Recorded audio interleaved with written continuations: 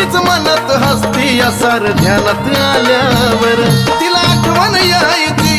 रानावनात राहायची तिला आठवण यायची रानावनात राहायची ताक भाकर खायची